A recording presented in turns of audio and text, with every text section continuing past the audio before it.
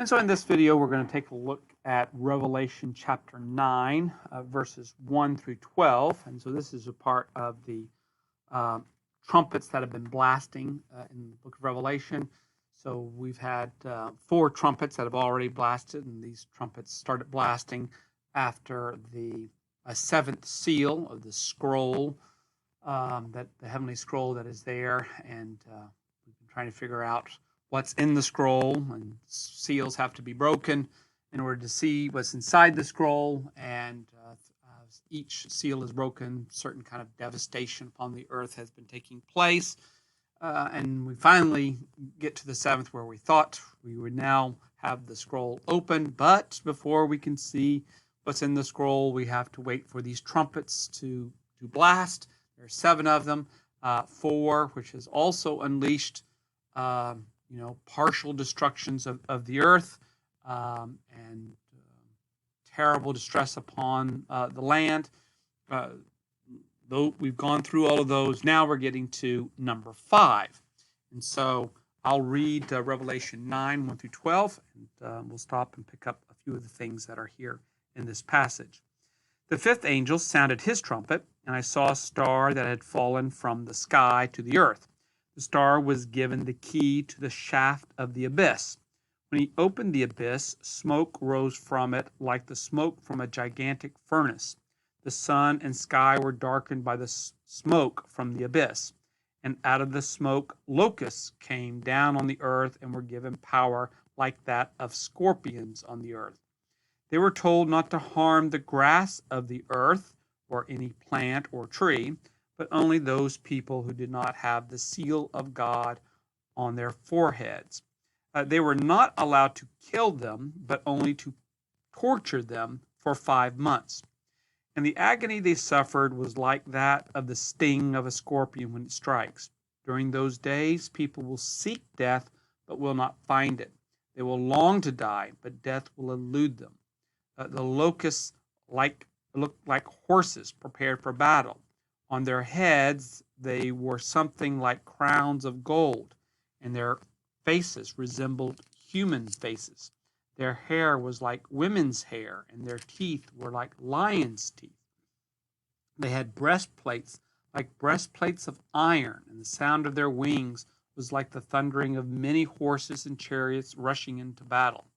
They had tails with stingers like scorpions, and in their tails they had power to torment people for 5 months. They had a king over them, the angel of the abyss, whose name in Hebrew is Abaddon, and in Greek is Apollyon, that is, destroyer. The first woe is past, 2 other woes are yet to come. So we had gotten to the 4th trumpet, and then after the 4th trumpet were these woes, and now we get the 5th trumpet, and we're also getting the first woe described.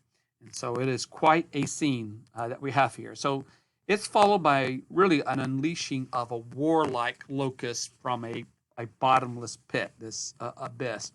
The idea of a star, just talk about this for a second here.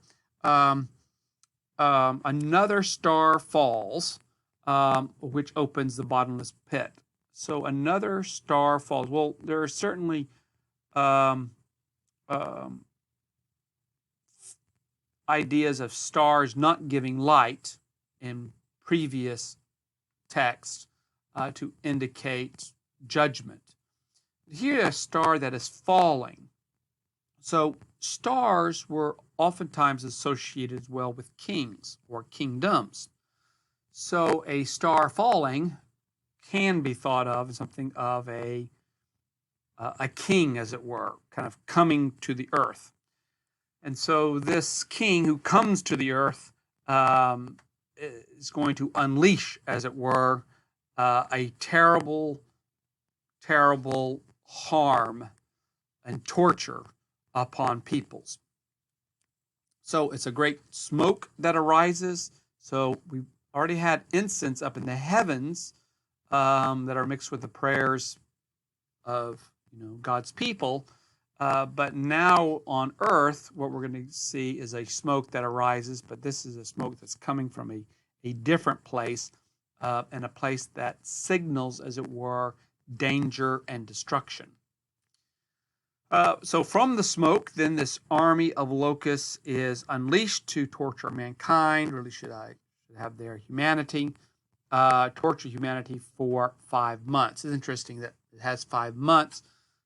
Likely reason why 5 months is mentioned is because it was thought of at the time that the lifespan of a locust is about 5 months, and so there's nothing probably too magical or symbolic about the number 5. It just corresponds to the life cycle of a locust.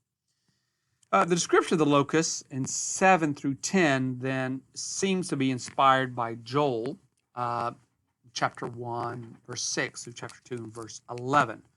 And so the author is using these apocalyptic imagery or this prophetic imagery as he's describing these beasts in ways that are quite kind of vivid and stark. So again, note that the locusts have limitations on what they can do.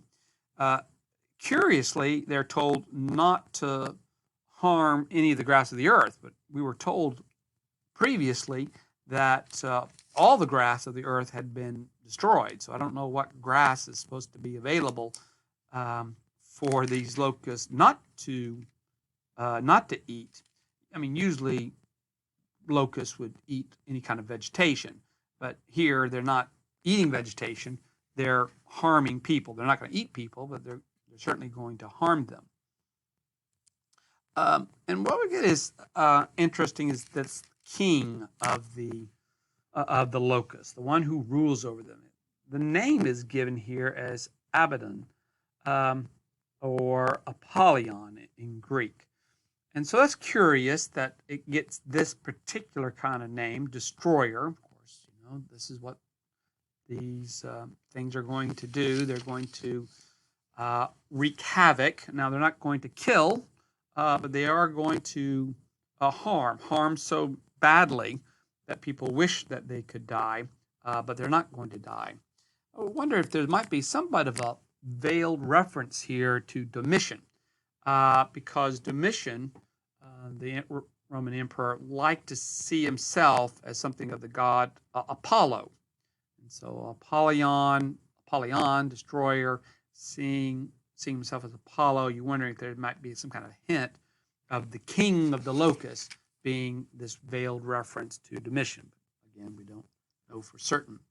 But all of this is told that this is the first of the 3 woes is over. So if you know that you've got 3 woes to get through, the first woe has been pretty bad, and you anticipate that successive woes are also going to be periods of destructions or events of destructions and harm. So what's happening throughout the breaking of the seals, the blowing of the trumpets, the unfolding of the woes, you are getting this ongoing, constant thread of destruction and devastation and harm and letting loose of bad things upon the earth as part of God's judgment in response, as it were, to the prayers of his people. How long until the death of the righteous is going to be avenged by God. So that takes us then to Revelation chapter 9, verse 12, and the end of the 5th